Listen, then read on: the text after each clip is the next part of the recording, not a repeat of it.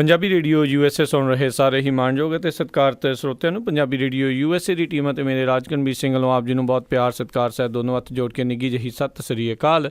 ਸਭ ਨੂੰ ਜੀਆਂ ਨੂੰ ਆਖਦੇ ਹਾਂ। ਸਰੋਤੇ ਪ੍ਰੋਗਰਾਮ ਖਬਰ ਤੇ ਨਜ਼ਰ ਦੇ ਵਿੱਚ ਆਪ ਸਭ ਦਾ ਨਿੱਘਾ ਸਵਾਗਤ ਹੈ। ਅੱਜ 15 ਸਤੰਬਰ ਦਿਨ ਵੀਰਵਾਰ ਅਤੇ ਸਾਡੇ ਨਾਲ ਸ਼ਾਮ ਦੇ ਖਬਰ ਤੇ ਨਜ਼ਰ ਪ੍ਰੋਗਰਾਮ ਦੇ ਵਿੱਚ ਪਟਿਆਲਾ ਸਟੂਡੀਓ ਤੋਂ ਜੁੜ ਚੁੱਕੇ ਨੇ ਬਲਤੇਜ ਪੰਨੂ ਜੀ। ਬਲਤੇਜ ਪੰਨੂ ਜੀ, ਨਿੱਘੀ ਜੀਆਂ ਨੂੰ ਪਿਆਰ ਭਰੀ ਸਤਿ ਸ੍ਰੀ ਅਕਾਲ। ਸਤਿ ਸ਼੍ਰੀ ਅਕਾਲ ਜੀ, ਧੰਨਵਾਦ ਜੀ, ਬਹੁਤ ਮਿਹਰਬਾਨੀ। ਸਾਡੇ ਅੱਜ ਦੇ ਪ੍ਰੋਗਰਾਮ ਖਬਰ ਤੇ ਨਜ਼ਰ ਉਸ ਨੂੰ ਸਪਾਂਸਰ ਕਰਦੇ ਨੇ ਖਾਲਸਾ ਇੰਸ਼ੋਰੈਂਸ ਏਜੰਸੀ ਵਾਲੇ, ਜਿਨ੍ਹਾਂ ਦੇ ਕੋਲੋਂ ਤੁਸੀਂ ਹਰ ਇੱਕ ਤਰੀਕੇ ਦੀ ਇੰਸ਼ੋਰੈਂਸ ਕਰਵਾ ਸਕਦੇ ਹੋ। ਜੇਕਰ ਤੁਸੀਂ ਆਰਪ ਦੇ ਮੈਂਬਰ ਹੋ, ਤੁਹਾਡਾ ਰੈਕਡ ਕਲੀਨ ਆ, ਇਹ ਤੁਹਾਡੀ ਹੋਮ ਅਤੇ ਆਟੋ ਇੰਸ਼ੋਰੈਂਸ ਦੇ ਵਿੱਚ ਤੁਹਾਨੂੰ 30 ਤੋਂ 40% ਤੱਕ ਡਿਸਕਾਊਂਟ ਦਵਾ ਸਕਦੇ ਨੇ। ਇਸ ਦੇ ਨਾਲ ਖਾਲਸਾ ਇੰਸ਼ੋਰੈਂਸ ਵਾਲੇ ਘਰਾਂ ਦੀ, ਕਾਰਾਂ ਦੀ, life, taxi, commercial, gas station, liquor store, hotel, motel, shopping centre, apartment, restaurant ਦੀ ਇੰਸ਼ੋਰੈਂਸ ਪੂਰੇ ਅਮਰੀਕਾ ਭਰ ਦੇ ਵਿੱਚ 100 ਤੋਂ ਵੱਧ ਰੇਟਡ ਕੰਪਨੀਜ਼ ਨਾਲ ਕਰਦੇ ਨੇ। ਵਧੇਰੇ ਜਾਣਕਾਰੀ ਲਈ ਇਹਨਾਂ ਨੂੰ ਕਾਲ ਕਰ ਸਕਦੇ ਹੋ 408-272-2500 ਦੇ ਉੱਤੇ। ਇਸ ਦੇ ਨਾਲ ਸੂਬੇਦਾਰ ਸੁਰਜੀਤ ਸਿੰਘ ਹੰਗੂੜਾ, ਗੁਰਦੀਪ ਸਿੰਘ ਵਿਰਦੀ, ਇਸ਼ਾਨਜੀਤ ਸਿੰਘ ਕਲੋਟੀ, ਸਤਨਾਮ ਸਿੰਘ ਗਿੱਲ, ਸੁਰਿੰਦਰ ਕੌਰ ਧਾਮੀ, ਮੱਖਣ ਸਿੰਘ ਮਾਨ, ਦਲਬੀਰ ਸਿੰਘ ਗਿੱਲ, ਬਿੱਲਾ ਸਿੰਘ ਏੜਾ ਅਤੇ ਪ੍ਰਿਤਪਾਲ ਸਿੰਘ ਜੀ, ਇਹਨਾਂ ਸਾਰਿਆਂ ਦਾ ਬਹੁਤ ਬਹੁਤ ਧੰਨਵਾਦ। ਜੇਕਰ ਤੁਸੀਂ ਜਾਂ ਕੋਈ ਹੋਰ ਕਾਰੋਬਾਰ ਵੀ ਇਸ ਪ੍ਰੋਗਰਾਮ ਨੂੰ ਸਪਾਂਸਰ ਕਰਨਾ ਚਾਹੁੰਦੇ ਹੋ, ਸਹਿਯੋਗ ਕਰਨਾ ਚਾਹੁੰਦੇ ਹੋ, ਸੰਪਰਕ ਕਰੋ 408-722-7698 ਦੇ ਉੱਤੇ। ਗੱਲਬਾਤ ਦਾ ਸਿਲਸਿਲਾ ਬਲਤੇਜ ਪੰਨੂ ਜੀ ਆਪਾਂ ਸ਼ੁਰੂ ਕਰਦੇ ਹਾਂ। SGPC ਚੋਣਾਂ ਦੇ ਆਸਾਰ ਨਜ਼ਰ ਆ ਰਹੇ ਨੇ। ਚਲੀ ਜੀ, ਜਿਹੜਾ ਸੁਪਰੀਮ ਕੋਰਟ ਦੇ ਵੱਲੋਂ ਫੈਸਲਾ ਆਇਆ ਸ਼੍ਰੋਮਣੀ ਗੁਰਦੁਆਰਾ ਪ੍ਰਬੰਧਕ ਕਮੇਟੀ ਦੇ ਬਾਰੇ ਦੇ ਵਿੱਚ, ਜਿਹਦੇ ਵਿੱਚ ਜਿਹੜੇ ਸਹਿਜਧਾਰੀ ਸਿੱਖ ਨੇ ਉਹਨਾਂ ਨੂੰ ਰੋਕ ਦਿੱਤਾ ਗਿਆ। ਵੈਸੇ ਇਹ ਐਕਸਪੈਕਟਡ ਸੀਗਾ, ਕਿਉਂਕਿ ਜਿਹੜੀ ਪਾਰਲੀਮੈਂਟ ਦੇ ਵਿੱਚੋਂ ਇਹਨੂੰ ਬਕਾਇਦਾ ਤੌਰ ਦੇ ਉੱਤੇ ਪਾਸ ਕੀਤਾ ਗਿਆ। ਰਾਸ਼ਟਰਪਤੀ ਦੀ ਇਹਦੇ ਉੱਤੇ ਜਿਹੜੀ ਜੀ ਉਹ ਮੋਹਰ ਲੱਗ ਗਈ। ਹੁਣ 5 ਸਾਲ ਪਹਿਲਾਂ ਚੁਣੀ ਗਈ ਕਮੇਟੀ ਜਿਹੜੀ ਹੈ ਜੀ ਉਹ ਬਹਾਲ ਹੋ ਗਈ ਹੈ।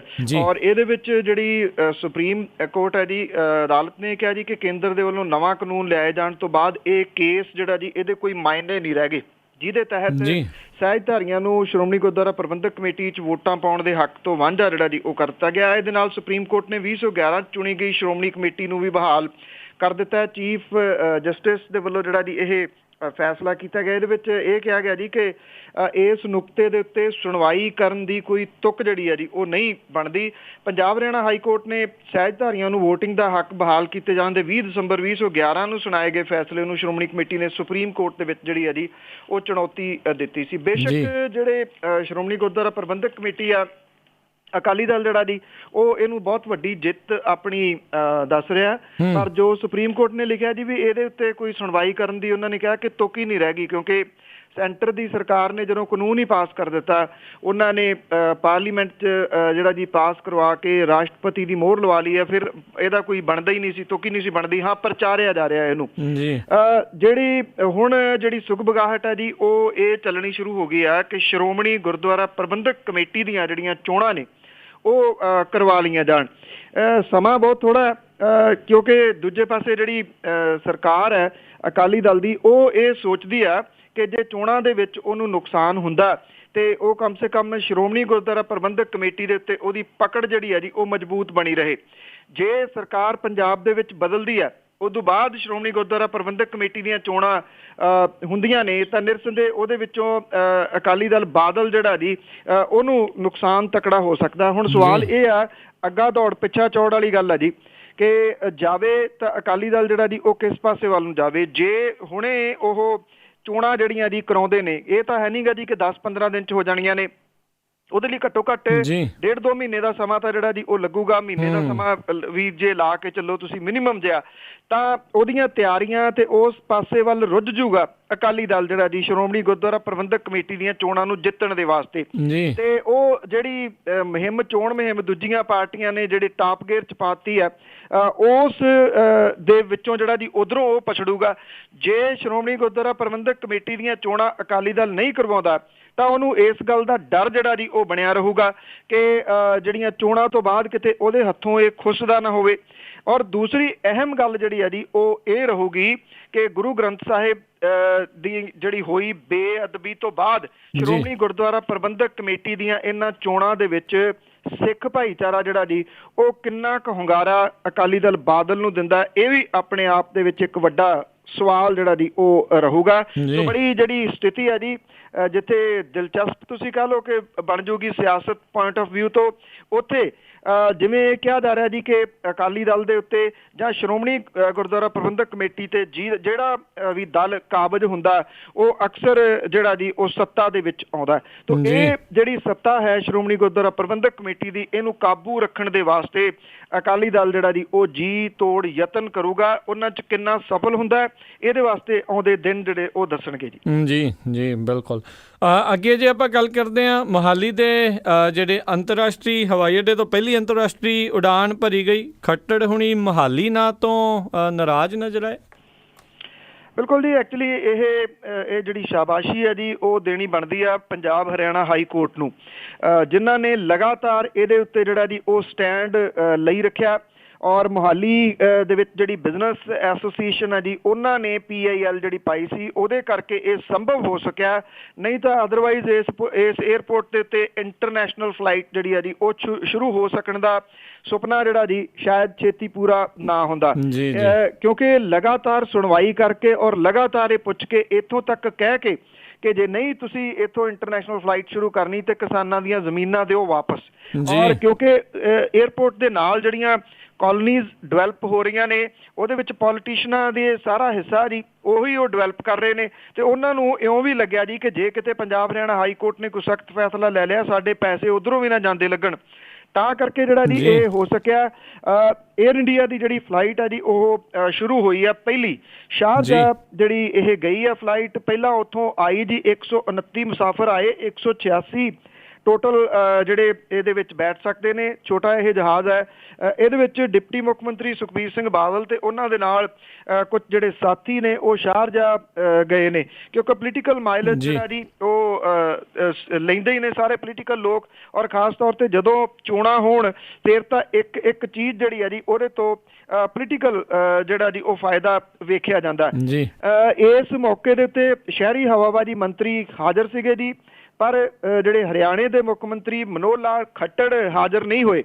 ਔਰ ਜਦੋਂ ਉਹ ਹਾਜ਼ਰ ਨਹੀਂ ਹੋਏ ਤਾਂ ਥੋੜ੍ਹੀਆਂ ਅਟਕਲਾਂ ਲੱਗਣੀਆਂ ਸ਼ੁਰੂ ਹੋਈਆਂ, ਤੇ ਸ਼ਾਮ ਹੁੰਦਿਆਂ ਜਿਹੜੀ ਸੀਗੇ ਜੀ ਫਲਾਈਟ ਤੋਂ ਬਾਅਦ ਇੱਕ ਈਮੇਲ ਜਿਹੜੀ ਸੀ ਉਹ ਮੁੱਖ ਮੰਤਰੀ ਦੇ ਦਫ਼ਤਰ ਤੋਂ ਆ ਗਈ ਪੱਤਰਕਾਰਾਂ ਨੂੰ, ਜਿਹਦੇ ਵਿੱਚ ਇਹ ਆਖਿਆ ਗਿਆ ਜੀ ਕਿ ਇਸ ਏਅਰਪੋਰਟ ਦੇ ਉੱਤੇ ਸਾਡਾ ਵੀ ਹਿੱਸਾ ਪਿਆ ਹੋਇਆ।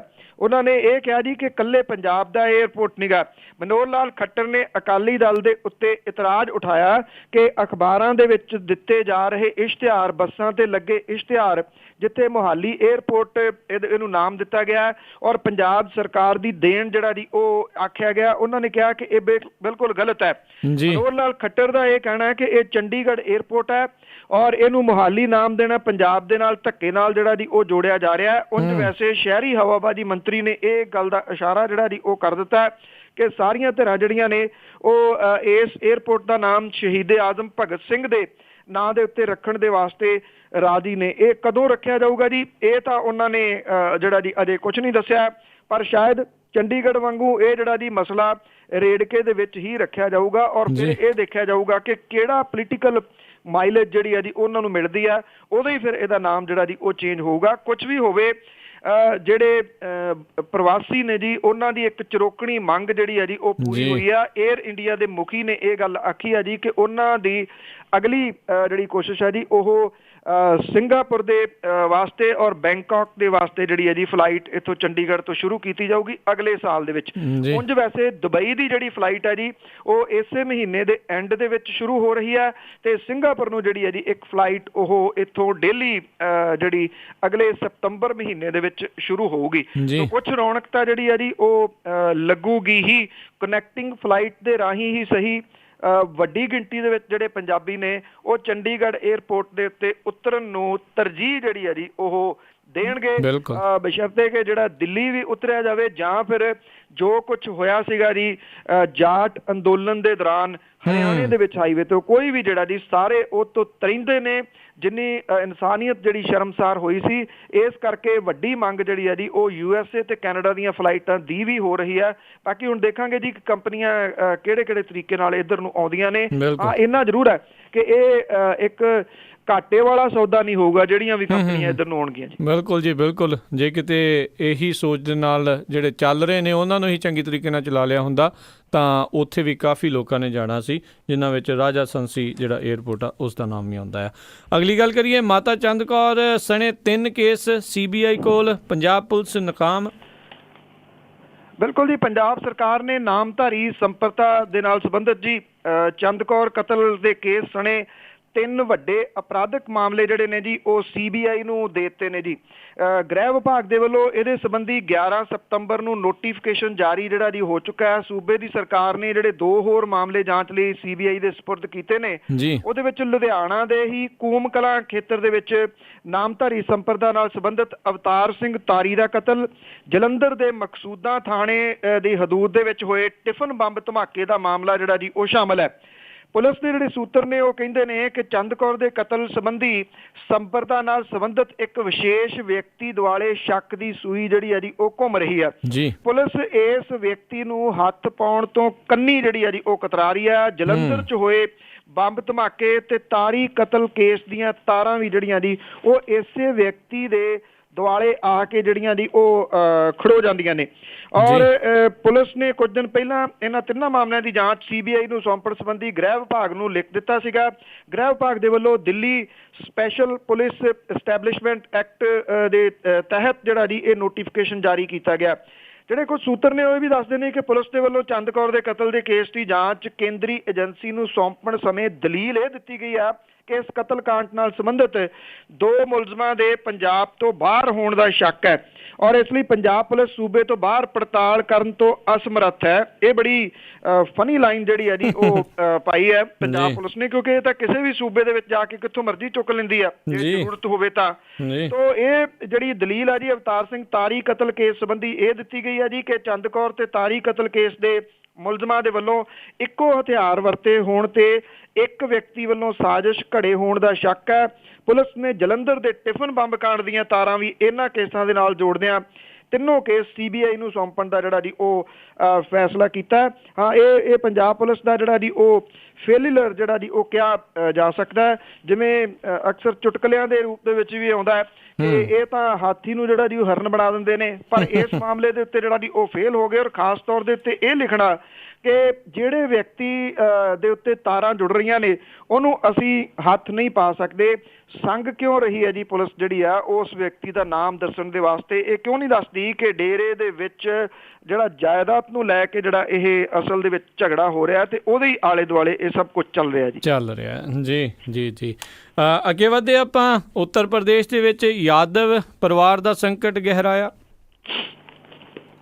ਦੇਖੋ, ਉਧਰੋਂ ਤਾਂ ਚੋਣਾਂ ਆ ਰਹੀਆਂ ਨੇ ਉੱਤਰ ਪ੍ਰਦੇਸ਼ ਦੇ ਵਿੱਚ ਔਰ ਉਧਰ ਯਾਦਵ ਪਰਿਵਾਰ ਜਿਹੜਾ ਜੀ ਉਹ ਜੁੱਤੀ ਹੋਣ ਡਿਆ ਜੀ।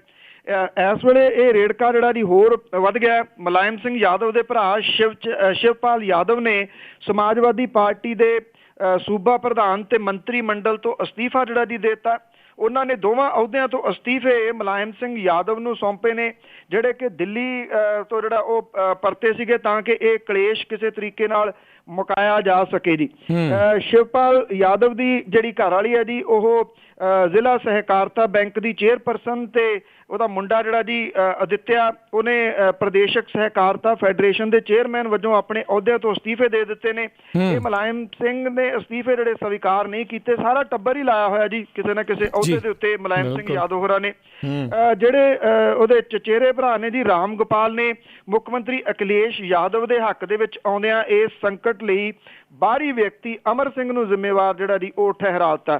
ਉਹਨਾਂ ਨੇ ਕਿਹਾ ਕਿ ਕੁਝ ਗਲਤ ਫਹਿਮੀਆਂ ਨੇ ਜਿਹੜੀਆਂ ਕਿ ਪਰਿਵਾਰ ਦੇ ਵਿੱਚ ਪੈਦਾ ਜਿਹੜੀਆਂ ਦੀ ਉਹ ਕਰਤੀਆਂ ਗਈਆਂ, ਜਿਹਦੇ ਕਰਕੇ ਇਹ ਮਤਭੇਦ ਜਿਹੜੇ ਉਹ ਪੈਦਾ ਹੋਏ ਨੇ।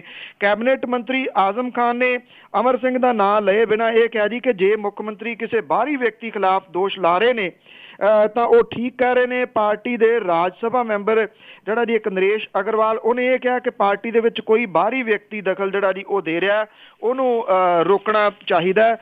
ਜੇ ਸਭ ਨੂੰ ਪਤਾ ਜੀ ਕਿ ਜਿਹੜਾ ਅਮਰ ਸਿੰਘ ਹੈ ਜੇ ਉਹ ਆ ਕੇ ਸਾਰਾ ਕੁਝ ਕਰ ਰਿਹਾ ਹੈ ਤੇ ਫਿਰ ਬਾਰ-ਬਾਰ ਪਾਰਟੀ ਦੇ ਵਿੱਚ ਉਹਨੂੰ ਸ਼ਾਮਲ ਕਿਉਂ ਕੀਤਾ ਜਾਂਦਾ? ਅਸਲ ਦੇ ਵਿੱਚ ਇਹ ਕਿਹਾ ਜਾ ਰਿਹਾ ਜੀ ਕਿ ਅਖਿਲੇਸ਼ ਯਾਦਵ ਹੋਰੀ ਇੱਕ ਜਿੱਦੀ ਸੁਭਾਅ ਦੇ ਵਿਅਕਤੀ ਨੇ। ਉਹ ਕਿਸੇ ਨੂੰ ਵੀ ਜਿਹੜਾ ਜੀ ਬਰਦਾਸ਼ਤ ਨਹੀਂ ਕਰਦੇ ਕਿ ਕੋਈ ਉੱਠੇ। ਉੱਥੋਂ ਇਹ ਪਰਿਵਾਰਕ ਸੰਕਟ ਜਿਹੜਾ ਨਾ ਜੀ ਉਹ ਸ਼ੁਰੂ ਹੋਇਆ। ਔਰ ਮੁਲਾਇਮ ਸਿੰਘ ਯਾਦਵ ਹੋਰਾਂ ਨੂੰ ਫਿਕਰ ਇਸ ਗੱਲ ਦਾ ਹੈ ਕਿ ਉਹ ਤਾਂ ਦਿੱਲੀ ਬੈਠੇ ਸੁਪਨੇ ਲਈ ਜਾਂਦੇ ਨੇ ਪ੍ਰਧਾਨ ਮੰਤਰੀ ਦੇ, ਤੇ ਉਹਨਾਂ ਦੀ ਆਪਣੀ ਜਿਹੜੇ ਪਰਿਵਾਰ ਦੀ ਗੱਦੀ ਆ ਉੱਤਰ ਪ੍ਰਦੇਸ਼ ਦੇ ਵਿੱਚ ਉਹ ਖੁੱਸਦੀ ਜਾ ਰਹੀ ਹੈ ਜੀ। ਜੀ ਜੀ ਜੀ ਅੱਗੇ ਵਧਦੇ ਹਾਂ। ਤਨਖਾਹ ਕਮਿਸ਼ਨ ਨਾ ਮਿਲਣ ਕਰਕੇ ਪੰਜਾਬ ਦੇ ਮੁਲਾਜ਼ਮ ਜੇਲ੍ਹਾਂ ਭਰਨਗੇ। ਐਕਚੁਅਲੀ ਜੀ ਉਹਨਾਂ ਨੂੰ ਉਮੀਦ ਇਹ ਸੀਗੀ ਕਿ ਅਖੀਰਲੇ ਸੈਸ਼ਨ ਦੇ ਵਿੱਚ ਜਿਹੜਾ ਜੀ 8 ਲੱਖ ਮੁਲਾਜ਼ਮਾਂ ਤੇ ਪੈਨਸ਼ਨਰਾਂ ਨੂੰ 6ਵਾਂ ਤਨਖਾਹ ਕਮਿਸ਼ਨ ਜਿਹੜਾ ਜੀ ਉਹ ਮਿਲ ਸਕਦਾ, ਪਰ ਇਦਾਂ ਦਾ ਕੁਝ ਵੀ ਜਿਹੜਾ ਜੀ ਉਹ ਹੋਇਆ ਨਹੀਂ। ਹੁਣ ਮੌਜੂਦਾ ਜਿਹੜੀ ਸਰਕਾਰ ਹੈ ਜੀ ਇਹਦੇ ਸਖਤ ਵਤੀਰੇ ਕਰਕੇ ਜਿਹੜੇ ਲੱਖਾਂ ਮੁਲਾਜ਼ਮ ਨੇ ਉਹ ਨਿਰਾਸ਼ ਨੇ, ਤੇ ਚੋਣ ਜ਼ਾਬਤਾ ਲੱਗਣ ਦੀ ਤਰੀਕ ਨੇੜੇ ਹੋਣ ਕਰਕੇ ਹੁਣ ਮੁਲਾਜ਼ਮ ਵਰਗ ਨੂੰ ਆਪਣੀਆਂ ਯੂਨੀਅਨਾਂ ਰਾਹੀਂ ਸੰਘਰਸ਼ ਕਰਕੇ ਕੁਝ ਹਾਸਲ ਕਰਨ ਦੀ ਆਸ ਵੀ ਜਿਹੜੀ ਹੈ ਜੀ ਉਹ ਖਤਮ ਹੁੰਦੀ ਜਾ ਰਹੀ ਹੈ। ਕਾਂਗਰਸ ਨੇ ਚੋਣਾਂ ਸਿਰ ਤੇ ਹੋਣ ਕਰਕੇ ਵਿਧਾਨ ਸਭਾ ਦੇ ਅਖੀਰਲੇ ਸੈਸ਼ਨ ਦੌਰਾਨ ਦਿਨ ਰਾਤ ਸਦਨ ਦੇ ਵਿੱਚ ਧਰਨੇ ਦੇ ਕੇ ਦਲਿਤ ਭਾਈਚਾਰੇ, ਕਿਸਾਨਾਂ ਤੇ ਕੁਝ ਹੋਰ ਵਰਗਾਂ ਦੇ ਮੁੱਦੇ ਉਠਾਉਣ ਦਾ ਯਤਨ ਕੀਤਾ ਸੀਗਾ, ਪਰ ਇਹ ਸਾਰੇ ਰੌਲੇ ਰੱਪੇ ਦੇ ਵਿੱਚ ਰੁਲ ਗਏ। ਔਰ ਪੰਜਾਬ ਵਿਧਾਨ ਸਭਾ ਦੇ ਸੈਸ਼ਨ ਦੇ ਦੌਰਾਨ ਪੰਜਾਬ ਤੇ ਚੰਡੀਗੜ੍ਹ ਮੁਲਾਜ਼ਮ ਸੰਘਰਸ਼ ਕਮੇਟੀ ਜਿਹੜੀ ਹੈ ਜੀ ਜਾਂ ਉਹਦੇ ਨਾਲ ਜੁੜੀਆਂ ਹੋਈਆਂ 8 ਦੇ ਕਰੀਬ ਹੋਰ ਜਿਹੜੀਆਂ ਜਥੇਬੰਦੀਆਂ ਨੇ ਉਹ ਸੜਕਾਂ ਦੇ ਉੱਤੇ ਉਤਰੀਆਂ ਹੋਈਆਂ ਨੇ, ਪਰ ਵਿਧਾਨ ਸਭਾ ਦੇ ਵਿੱਚ ਉਹਨਾਂ ਲਈ ਕਿਸੇ ਨੇ ਆਵਾਜ਼ ਨਹੀਂ ਉਠਾਈ ਜੀ। ਹੁਕਮਰਾਨ ਧਿਰ ਦੇ ਜਿਹੜੇ ਨੇ ਜੀ ਇੱਕ MLA ਉਹਨਾਂ ਨੇ ਬੇਸ਼ੱਕ ਕੁੱਕ ਬੀਬੀਆਂ ਦੇ ਭੱਤੇ ਦੇ ਵਿੱਚ ਵਾਧਾ ਕਰਨ ਦੇ ਸਵਾਲ ਦੇ ਉੱਤੇ ਕੁਝ ਸਮਾਂ ਕਾਂਗਰਸੀ ਵਿਧਾਇਕਾਂ ਦੇ ਨਾਅਰੇਬਾਜ਼ੀ ਕੀਤੀ, ਪਰ ਗੱਲ ਜਿਹੜੀ ਹੈ ਜੀ ਉਹ ਕੋਈ ਬਣੀ ਨਹੀਂ।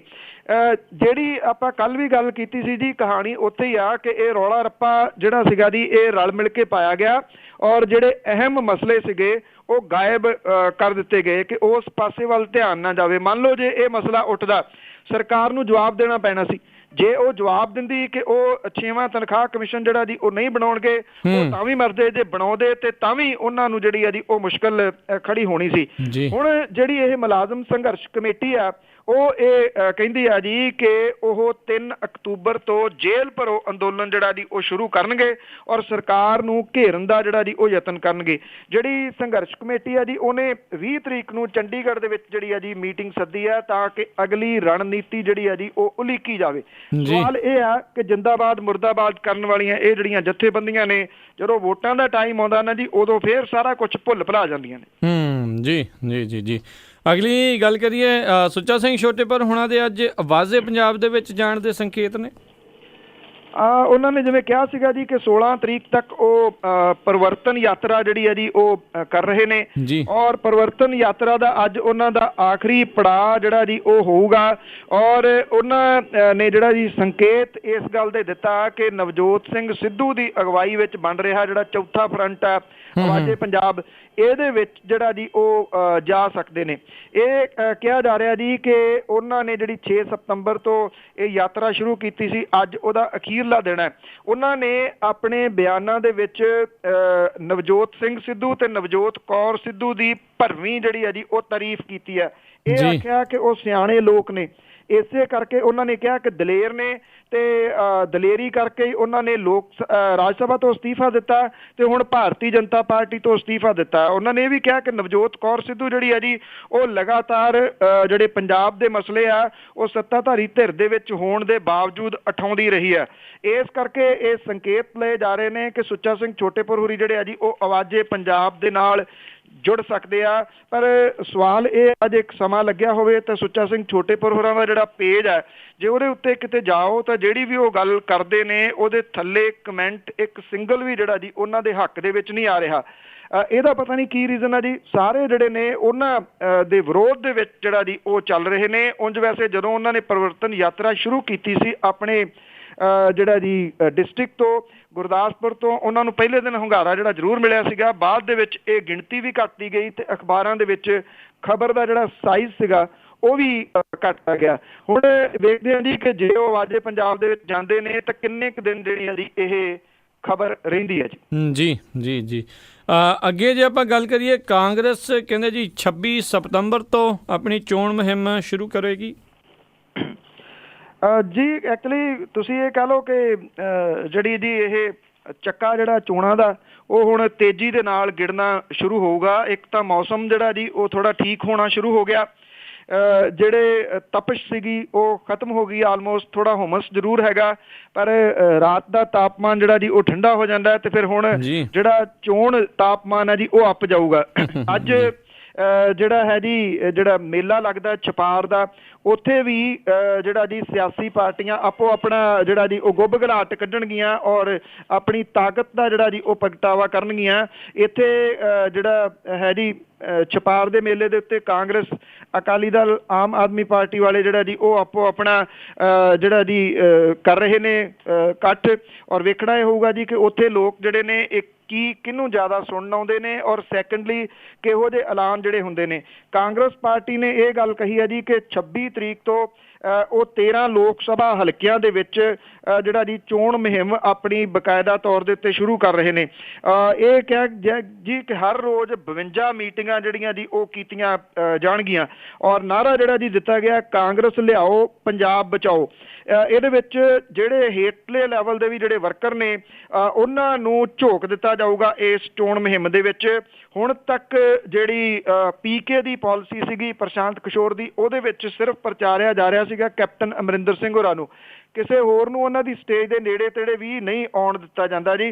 ਹੁਣ ਇਹ ਕਿਹਾ ਜਾ ਰਿਹਾ ਜੀ ਕਿ ਬਾਕੀ ਜਿੰਨੇ ਵੀ ਲੀਡਰ ਨੇ ਜੀ ਕਾਂਗਰਸ ਦੇ, ਉਹ ਸਾਰੇ ਦੇ ਸਾਰੇ ਇਸ ਚੋਣ ਮੁਹਿੰਮ ਦੇ ਵਿੱਚ ਜਿਹੜਾ ਜੀ ਉਹ ਜਾਣਗੇ।